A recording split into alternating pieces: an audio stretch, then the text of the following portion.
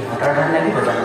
ইফালে আকৌ ৰূপহী খৰি, চোতালত সিঁচিছে সোণোৱালী ধান, উৰুকাৰ আহাৰৰ পিঠা হৈছে ৰঙালী প্ৰাণ, ইফালে আকৌ ডেকা গাভৰুৰ বিহু নাচেৰে সুদুলি মুদুলি হৈছে আহত গছৰ তলত।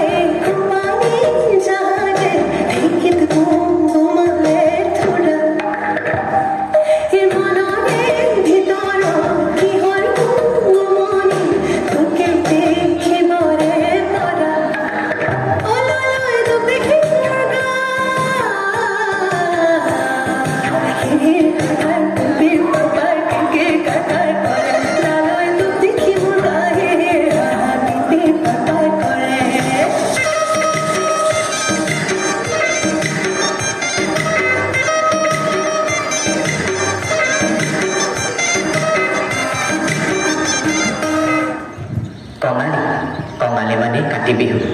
সপোনবোৰ পথাৰত সিঁচি লহপহকৈ বাঢ়ি যাতে সোণোৱালী ৰূপ লয়, তাৰে কাকতি মিনতিৰে এগছি আকাশী বন্তি দিবলৈ পথাৰলৈ যায় প্ৰতি গৃহৰ গৃহিণী।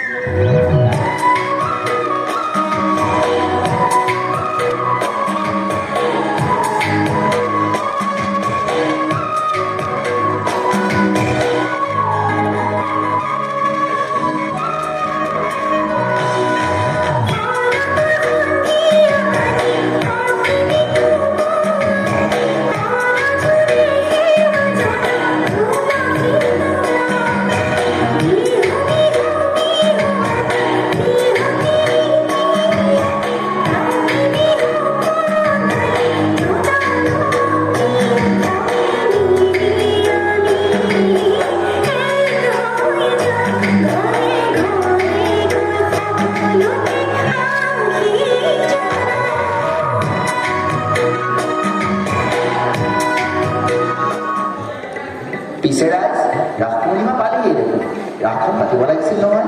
হয় হয়, এইবাৰ মোহিত বায়নৰ জীয়েকক কৃষ্ণ বসন্ত আৰু আমাৰ সেই বকুলীৰ জীয়েকক শংকৰচূড়ৰ ভাওটো দিয়া হ'ল। এই যাদৱ পাষ্টৰ জীয়েকক ৰাধা বসন্ত দিয়া হ'ল। তাই বোলে সত্ৰত গৈ সত্ৰীয়া শিকি আহিছে, বৰ ভাল কৰিছে।